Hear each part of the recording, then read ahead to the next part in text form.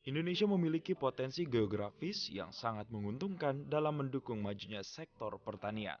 Keberadaan lahan di Indonesia menjadi sangat potensial bagi sektor pertanian karena secara geologi dilalui jalur pegunungan Sirkum-Pasifik dan Sirkum-Mediterania, di mana proses pembentukannya berasal dari gunung berapi yang subur.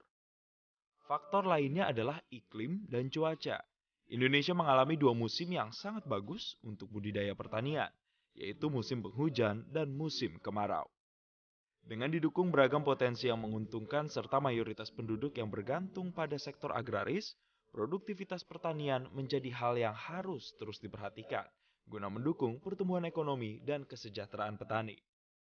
Lalu, seperti apakah langkah strategis yang dapat dilakukan untuk mengangkat kesejahteraan para petani di Indonesia?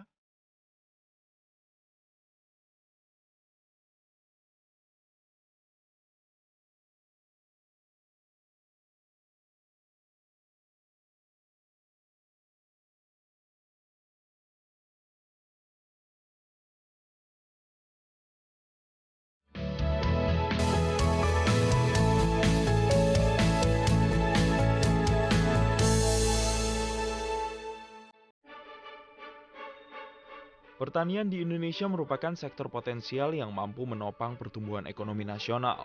Hal ini dibuktikan oleh pertumbuhan ekonomi yang kian menunjukkan nilai positif pada kuartal kedua di sektor pertanian sebesar 16,24%. Namun demikian, tantangan dalam meningkatkan produktivitas pertanian memerlukan perhatian khusus dari berbagai pihak. Diperlukan pengelolaan pertanian melalui proses bisnis yang tidak hanya berhenti pada proses panen saja, tetapi hingga pemasaran. Pertanian berbasis korporasi menjadi strategi ideal untuk membangun kelembagaan ekonomi yang kuat bagi para petani di Indonesia.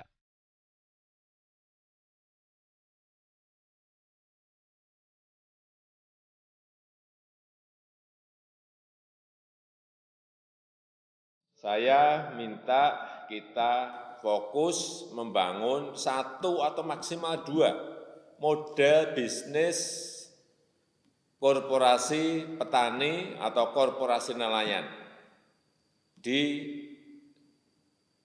sebuah provinsi sampai betul-betul jadi. Sehingga ini nanti bisa dijadikan benchmarking, bisa dijadikan contoh, bisa dikopi di provinsi yang lain, dikopi oleh kelompok tani dan kelompok nelayan yang lain.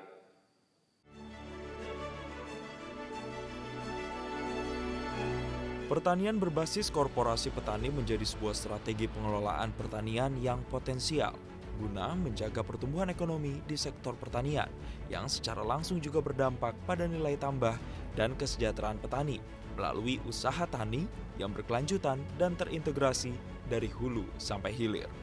Seperti halnya bagi para petani di Desa Kebonharjo, Wangi, Pasean Sekaran, Kecamatan Jatirogo, Kabupaten Tuban. Lahan pertanian yang sebelumnya hanya dimanfaatkan untuk pertanaman jagung konsumsi yang mengandalkan pasokan benih dari daerah lain, kini para petani di daerah tersebut mulai beralih menjadi produsen benih jagung hibrida atau F1 yang mampu menopang kebutuhan benih di berbagai daerah.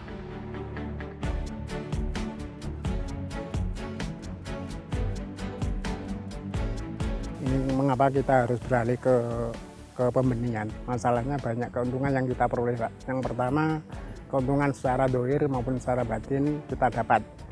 Secara batin kita dapat ilmunya, dapat teman banyak, dapat ilmu dari sana, dari sini, sehingga menambah wawasan kita untuk maju lebih ke depan.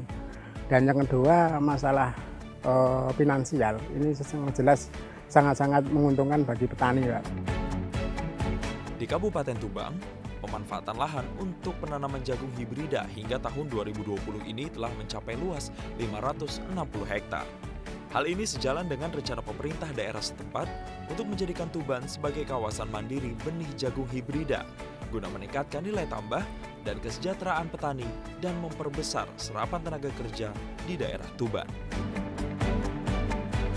Pemerintah Kabupaten Tuban merasa sangat bersyukur dan senang sekali Tuban dijadikan salah satu tempat untuk memberikan pembenihan jagung yang berkolaborasi. Karena dengan adanya program ini, pendapatan masyarakat semakin meningkat dari pendapatan hasil pertanian itu sendiri, dan juga bisa efisiensi karena dengan adanya bibit di Tuban ini harganya kan jauh lebih murah. Maka pemerintah Kabupaten Tuban sangat mendukung dan memberikan fasilitas mulai dari menyumbang, membantu tentang pengairannya, bornya, kemudian untuk alat tanamnya, alat panennya, dan untuk perontoknya, dan juga pembinaan pupuk dan sebagainya, sebagai bentuk syukur kami pada pemerintah pusat yang telah mengistimewakan Tuban dijadikan tempat pembenihan atau pertanian yang berbasis korporat untuk pembenihan jagung hibridan. Bahkan dari nilai tambahnya itu bisa 2-3 kali lipat, yang mana kalau di konsumsi itu keuntungan bersih sekitar 5 juta, kalau ini bisa di atas 10 juta, bahkan adanya 15 juta.